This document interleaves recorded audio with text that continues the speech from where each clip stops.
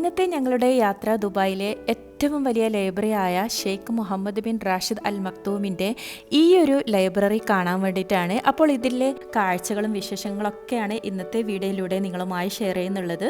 അപ്പോൾ എല്ലാവരും video skip ചെയ്യാതെ ഫുള്ളായിട്ട് കാണാം. ഇതിലെ വിശേഷങ്ങളൊക്കെ 2022 ജൂൺ 16 ഈ ലൈബ്രറി പബ്ലിക്കിനായി ഓപ്പൺ ചെയ്തു കൊടുത്തത്. വിശാലമായ ഒരു ലൈബ്രറി തന്നെയാണ് ഇത്. 7 നിലകളിലായിട്ടാണ് ഈ ഒരു ലൈബ്രറി സ്ഥിതി ചെയ്യുന്നുള്ളത്. ആദ്യം ഇവിടേക്കുള്ള എൻട്രി പെയ്ഡായിരുന്നു. ഇപ്പോൾ അതല്ല, ഇപ്പോൾ ഫ്രീ എൻട്രി ആണ് ഇവിടേക്ക്. ഇതിൻ്റെ ടൈമിംഗ് എന്ന് പറയുന്നത് രാവിലെ 9 മണി മുതൽ രാത്രി 9 മണി വരെയാണ് ഇവിടേക്കുള്ള ടൈം. എല്ലാ ദിവസവും ഇത് ഓപ്പൺ ആണ് ഈ ഒരു ലൈബ്രറി. അപ്പോൾ ഇതാ ഈ കാണുന്നതൊക്കെ ഇവിടുത്തെ ബുക്സാണ്. ഇതുപോലെ എല്ലാ വാളും ഇതുപോലെ ബുക്സ് കൊണ്ട് ഇവരിങ്ങനെ സെറ്റ് ചെയ്ത് വെച്ചിട്ടുണ്ട്. 10 ദശലക്ഷം ബുക്സാണ് ഇവിടെ ഉള്ളതെന്നാണ് അറിയപ്പെടുന്നത്. അതുപോലെ തന്നെ ഓഡിയോ ബുക്സും ഡിജിറ്റൽ ബുക്സും ഒക്കെ ഇവിടെ അവൈലബിൾ ആണ്. ഇപ്പോൾ ഞങ്ങളിതാ കയറി പോകുന്നത് കിഡ്സ് ലൈബ്രറിയിലേക്കാണ്. ഒരു വിശാലമായ ഒരു ലൈബ്രറിയാണ് ഈ കിഡ്സ് ഏരിയ. ഇവിടെ ഫുള്ള് കുട്ടികൾക്കുള്ള പല വെറൈറ്റീസ് ഓഫ് ബുക്സാണ് ഇവിടെ സെറ്റ് ചെയ്ത് വെച്ചിട്ടുള്ളത്. അവർക്കുള്ള എല്ലാ രീതിയിലുള്ള ബുക്സും ഇവിടെ അവൈലബിൾ ആണ്. അപ്പോൾ നമുക്ക് ഏത് ടൈമിൽ വന്നും ഇവിടെ ഇരുന്ന് ഇഷ്ടം പോലെ വായിക്കാനും, അതുപോലെ തന്നെ കുട്ടികൾക്കുള്ളത് ചെറിയൊരു പ്ലേ ഏരിയ ഒക്കെ ഇവരിവിടെ സെറ്റ് ചെയ്ത് വെച്ചിട്ടുണ്ട്. ഇവിടെ ഒരു സ്മാർട്ട് റോബോട്ട് ഉണ്ട്. ഇതിൽ നമ്മൾ പറയുന്ന ബുക്ക് ഇത് പോയി നമുക്ക് സെലക്ട് ചെയ്ത് കൊണ്ടുവരും. അങ്ങനെയൊക്കെയുള്ള പല ഓപ്ഷനുകളൊക്കെ ഇവിടെ ഉണ്ട്.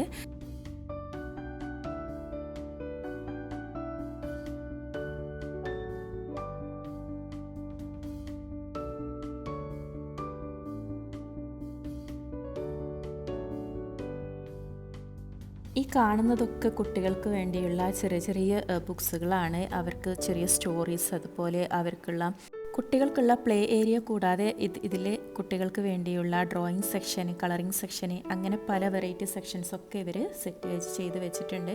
അപ്പോൾ ഇവിടെയും കുട്ടികൾക്ക് വേണ്ടിയിട്ടുള്ള ഒരുപാട് ചെറിയ ചെറിയ പുസ്തകങ്ങളാണ്. ചെറിയ സ്റ്റോറീസും കാര്യങ്ങളൊക്കെ അടങ്ങിയ എഡ്യൂക്കേഷൻ പർപ്പസിനുള്ള അങ്ങനെ ഒരുപാട് നല്ല നല്ല പുസ്തകങ്ങളൊക്കെ ഇവിടെ ഉണ്ട്.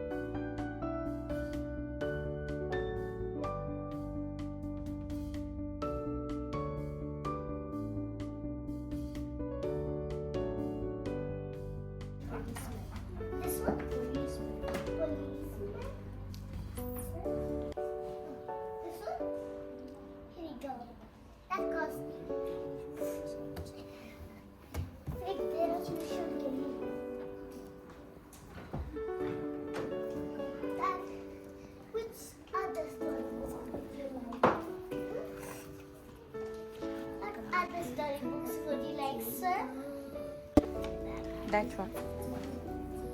What? The cat. Which one? This one? Which one? Fly. Wait, what?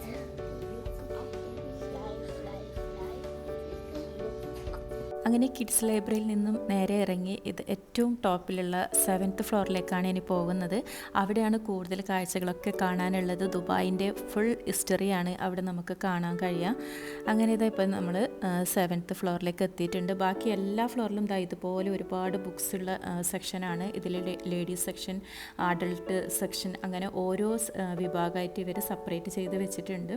വായന ഇഷ്ടപ്പെടുന്ന ഓരോ വ്യക്തികൾക്കും ഇതൊരു പ്രത്യേക അനുഭവമായിരിക്കും ഈ ഒരു ദുബായ് ലൈബ്രറി.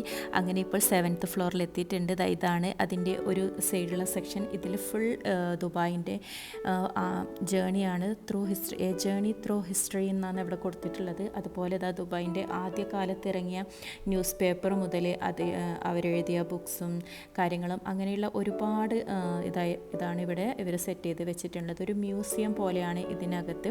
അപ്പോൾ ഇതിൻ്റെ അകത്തെ കുറച്ച് കാഴ്ചകളൊക്കെ നമുക്ക് കാണാം. ആദ്യം നമ്മൾ ഈ പാസേജ് ചെയ്തു പോകുന്ന ഈ ഒരു സൈഡ് ഫുള്ള് 2 സൈഡിലായിട്ടും ഇതുപോലെ ന്യൂസ് പേപ്പറും പിന്നെ ഇവരെ ഈവൻസും അതൊക്കെ ഇതുപോലെ ഇങ്ങനെ പ്രിൻ്റ് ചെയ്ത് വെച്ചിട്ട് കാണാം. ഇതൊക്കെ ദുബായിലെ ആദ്യം ഇറങ്ങിയ ന്യൂസ് പേപ്പറും പിന്നെ മാഗസീൻ അങ്ങനെയുള്ള കുറേ കാര്യങ്ങളാണ്. അതൊക്കെ ഇവിടെ എസ്റ്റാബ്ലിഷ് ചെയ്ത് വെച്ചിട്ടുണ്ട് ഇവർ. അപ്പം നമുക്ക് ഇതൊക്കെ ഒന്ന് വായിച്ച് മനസ്സിലാക്കാൻ പറ്റും.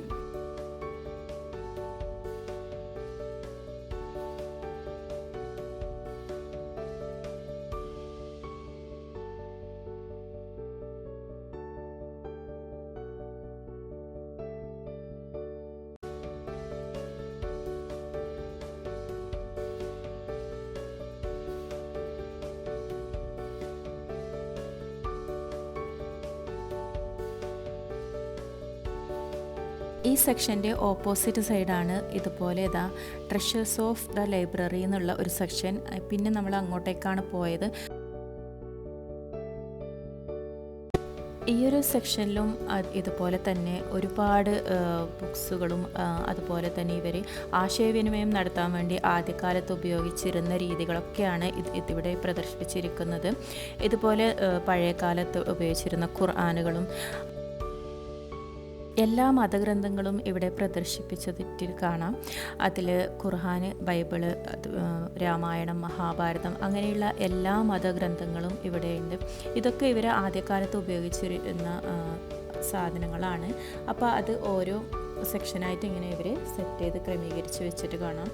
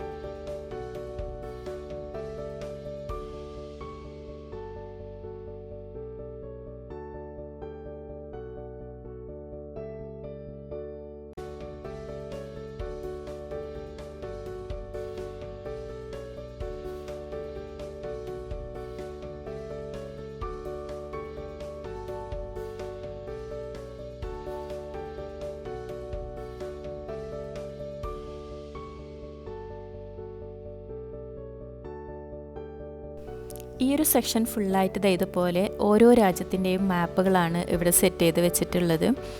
അതിൽ ദുബായിയുടെയും വേറെ ഒരുപാട് രാജ്യങ്ങളുടെ മാപ്പൊക്കെ അതിങ്ങനെ നമുക്ക് കാണാം.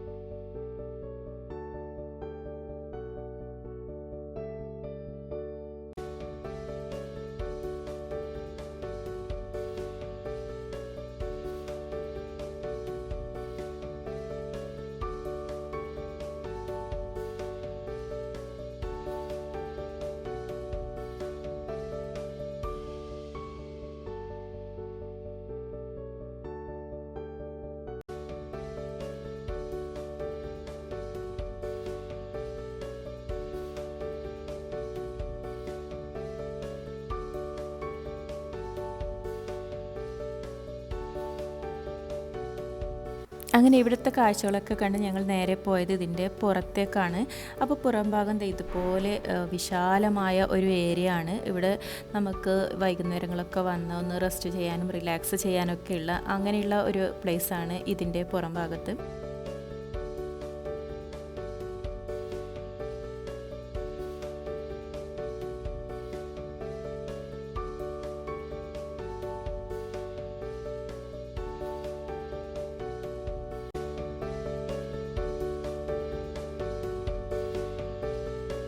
ഈ കാണുന്ന കുറേ സ്തൂപങ്ങൾ ഇതിൻ്റെ പേര് ലാംഗ്വേജ് ഗാർഡൻ എന്നാണ്. അപ്പോൾ ഇതിലെ പ്രത്യേകത എന്ന് പറഞ്ഞാൽ ഇതിന് ഓരോ തൂണിലും നമുക്ക് ഓരോ രാജ്യത്തെ ലാംഗ്വേജിൽ അവർ എന്തെങ്കിലും ഒരു കോഡ്സ് എഴുതിയിട്ട് നമുക്ക് കാണാൻ പറ്റും. അങ്ങനെ ഇതൊക്കെ ഓരോ രാജ്യത്തിൻ്റെയും അവരെ ഭാഷയിലുള്ള ഇതാണ് എഴുതി വെച്ചിട്ടുള്ളത്. അങ്ങനെ ഇപ്പോൾ ഈ കാണുന്ന ഇതിലാണ് നമ്മുടെ കേരളത്തിൻ്റെ മലയാളം, അതായത് ഹിന്ദി മലയാളമൊക്കെ ഇതിലാണ് ഇവർ എഴുതി വെച്ചിട്ടുള്ളത്. അങ്ങനെ ഞങ്ങളത് അതിൻ്റെ ഇടയിൽ കൂടി ഇങ്ങനെ നടന്നു. പിന്നെ ഈ ഒരു സെക്ഷനിലാണ് ഇവർ മീറ്റിങ്ങുകളും സെമിനാറുകളൊക്കെ വെക്കാറുള്ളത്. ഈ ഒരു പ്ലേസിലാണ്.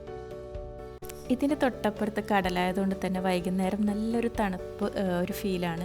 കാറ്റും ഒക്കെ കൊണ്ട് നമുക്കിങ്ങനെ വൈകുന്നേരമൊക്കെ വന്ന് നല്ലൊന്ന് റിലാക്സ് ആയിരിക്കാൻ പറ്റിയ നല്ലൊരു സ്ഥലമാണ് ഈ ഒരു ഏരിയ. ഇവിടെയാണ് ഇവരുടെ മീറ്റിങ്ങും കാര്യങ്ങളൊക്കെ നടക്കാറുള്ളത്. ഇവിടെ വലിയൊരു സ്ക്രീനും ഇതൊക്കെ ഇവർ സെറ്റ് ചെയ്ത് വെച്ചിട്ടുണ്ട്. അപ്പോൾ ദുബൈയിലുള്ളവർ ഇതുവരെ ദുബായ് ലൈബ്രറി സന്ദർശിച്ചില്ലെങ്കിൽ നിങ്ങൾക്ക് എന്തായാലും ഇതൊരു ബെസ്റ്റ് ഓപ്ഷനാണ്. അപ്പോൾ എന്തായാലും കുട്ടികളൊക്കെ ആയി വന്നൊന്ന് ഇവിടെ എൻജോയ് ചെയ്യാം. ദുബായ് ലൈബ്രറിയിലെ കാഴ്ചകളും വിശേഷങ്ങളൊക്കെ നിങ്ങൾക്ക് ഇഷ്ടപ്പെട്ടിട്ടുണ്ടാവുമെന്ന് വിചാരിക്കുന്നു. വീണ്ടും നല്ലൊരു വീഡിയോയുമായി കാണാം. അതുവരേക്കും താങ്ക്സ് ഫോർ വാച്ചിങ്.